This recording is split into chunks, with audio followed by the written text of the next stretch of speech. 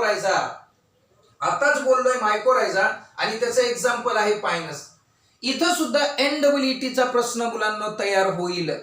Pinus कोण आहे तर पायनस जिम्नोस्पर्म आहे.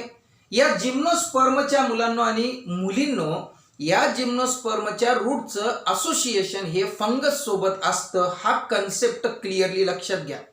असोसिएशन कळलंय आपल्या सगळ्यांना, का असतं ते सुद्धा कळलंय. Because plant as well as fungus get benefited each other. दोघेही एकमेकांना काय करतात, मदत करतात. That's why they live together in the association, संघटन. पुढे चला. त्यानंतर इन द सायकस. आता सायकस मध्ये काय आहे बघा, small specialised root called coralloid root. MCQ साठी हा सुद्धा इम्पॉर्टंट मुद्दा आहे. NEET साठी स्मॉल असणारे रूट्स असतात सायकस नावाच्या जिम्नोस्पर्म मध्ये, and these roots are called coralloid roots. त्यांना काय म्हणायचं बेटा, कोरोलॉइड रूट्स असे म्हणायचं.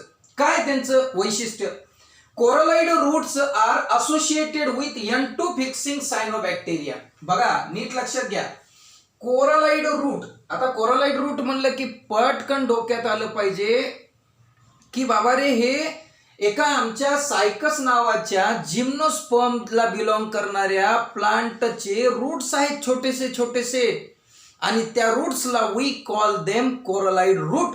And that root, these are the specialised root आहेत, कारण त्यांच्यामध्ये इतर प्रकारचे टिश्यू प्रेझेंट असतात बेटा. Okay, fungus type of tissue आहेत. तर फिक्सिंग, आणि मग ते काय करतात, coralloid root are the associated with, त्यांचं असोसिएशन आहे N2 फिक्सिंग म्हणजे नायट्रोजनला फिक्स करणाऱ्या सायनोबॅक्टेरिया सोबत. मुलांनो पुन्हा एकदा लक्षात घ्या, नायट्रोजनला, ऍटमॉस्फेरिक नायट्रोजनला फिक्स करणाऱ्या सायनोबॅक्टेरिया सोबत असोसिएशन आहे. कुणाचं, कोरोलॉइड रूटचं. आणि कोरोलॉइड रूट कुणाचे आहेत, सायकसचे आहेत. डोक्यात घ्या. पुढे चला. नेक्स्ट. आता इथं सर सायनोबॅक्टेरिया म्हणजे जनरली काय म्हणू बेटा, cyanobacteria is nothing but the division of micro organism. त्या मायक्रो ऑर्गॅनिझमचं काय आहे, एक प्रकारचं ते डिव्हिजन आहे. ठीक आहे बेटा, बरं असू द्या, काय अडचण नाही. ते division of the micro organism आहे रिलेटेड टू द बॅक्टेरिया. वाक्य पुन्हा एकदा ऐका, काय म्हणतोय, स्लोली सांगितलंय. सायनोबॅक्टेरिया कुणाला म्हणायचं, Cyanobacteria is generally group or the division of the small microorganism and that is related to the bacteria, but these bacteria are photosynthetic. म्हणजे हे कसे आहेत, फोटोसिंथेसिस करणारे बॅक्टेरिया आहेत बेटा, म्हणून त्याला सायनोबॅक्टेरिया म्हणतात. आणि cyanobacteria is well known for fixation of the N2. आता N2 ह्यांना कशाला पाहिजे असतो, यांना N2 पाहिजे का, नव्हे.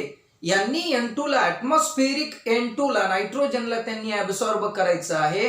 And that N2 should be provided to the, कुणाला देतात ते, तर त्या कोरोलॉइड रूटला मुलांना आणि मुलींना देऊन टाकतात.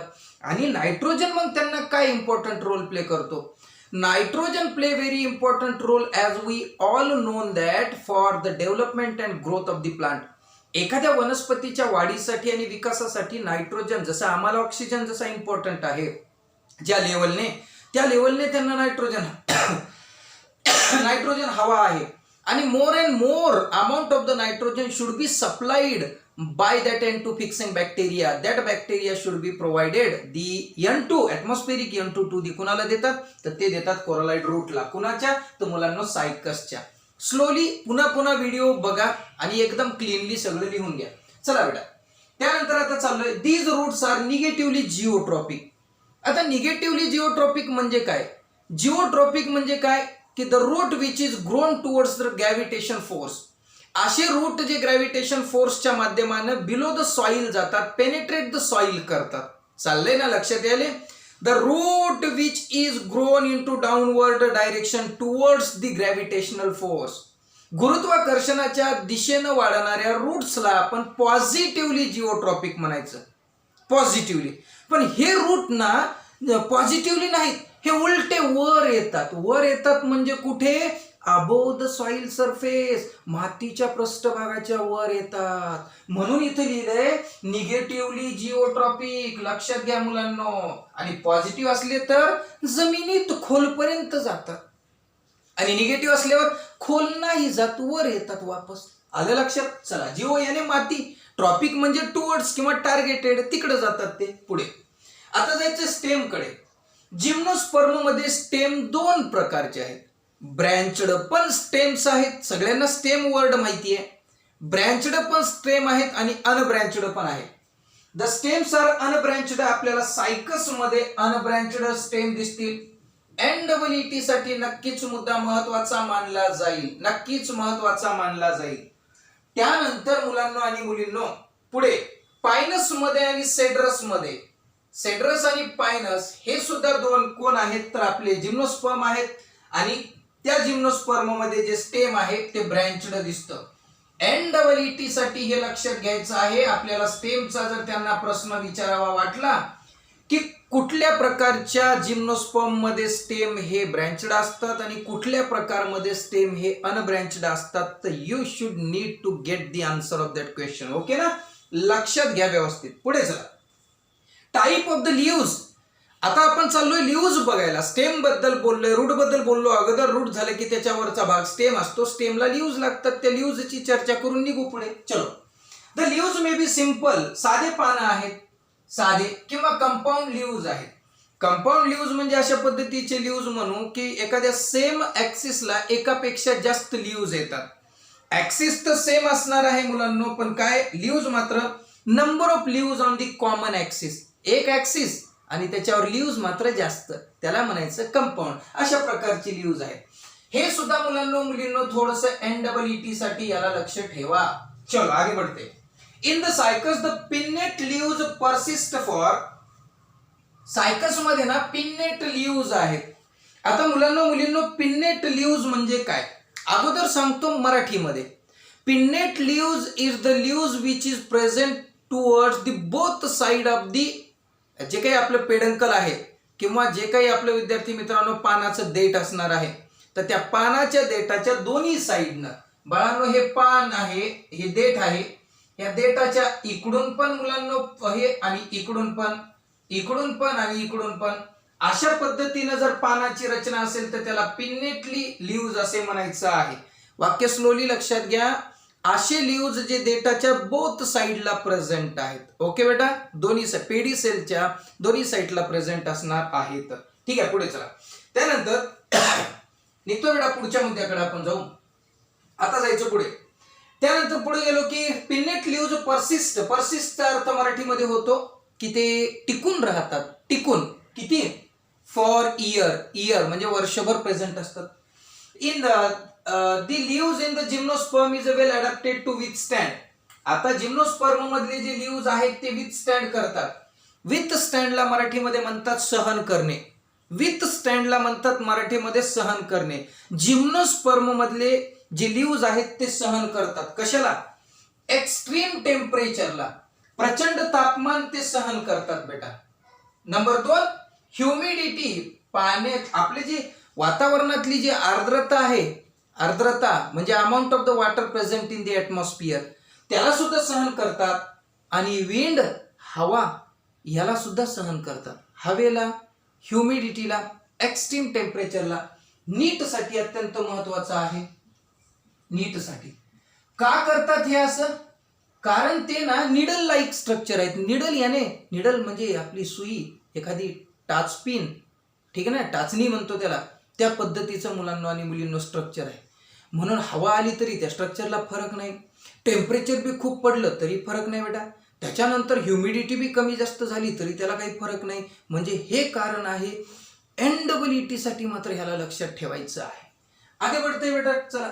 In conifer. आता कोनिफर काय? प्लांट आहे रे. हा, the needle like leaves. Needle like leaves आहे. नक्कीच MCQ ला प्रश्न हा येतो. निडल लाईक लीव्ज म्हणजे निडल कोणते हो? अहो निडल म्हणजे सुई ना, सुईच्या टोक्यासारखे पानं आहेत, सुई सारखे पानं आहेत. मग त्यांना पानं म्हणावं कसं? प्रश्न हा अस्त्र गंभीर आहे. चला, निडल लाईक लीव्ज आहेत त्यामुळे रेड्यूस द सरफेस एरिया. आता निडल लाईक लीव्ज असल्यावर पृष्ठभाग कुठं वाढेल का? अजिबात नाही. पृष्ठभाग मग कसा होईल? रेड्यूस होईल. रेड्यूस म्हणजे कमी होईल. किती छोटस ती सुई आणि त्याचा रिझल्ट कुठला हे होणार आहे. चला बेटा, reduce the surface area, there thick cuticle आणि संकन स्टोमॅटा. थिक क्युटिकल, क्युटिकलचा अर्थ मराठीमध्ये मुलांना असं म्हणू की एक वाटरला इम्परवियस असलेलं म्हणजे वाटरला काय करणार की आतून बाहेर किंवा बाहेरून आत न जाऊ देणारं, आतून बाहेर किंवा बाहेरून आत न येऊ देऊ जाणारं अशा पद्धतीचं एक प्रोटेक्टिव्ह लेयर आहे. वाक्य पुन्हा एकदा, प्रोटेक्टिव्ह लेयर आहे आणि ते पानावर साचतं. थिक म्हणजे जाड. इपिडर्मल सेलला ते कव्हर करतं. वनस्पतीच्या पानाच्या इपिडर्मल सेल ज्या आहेत, इपिडर्मल याने आउटर लेअरवर असणाऱ्या सेलला कव्हर करतं बेटा. कोण कव्हर करतं? क्युटिकल. क्युटिकल काय? एक सबस्टन्स आहे. प्रोड्यूस कुणी केला? सेलनच केला.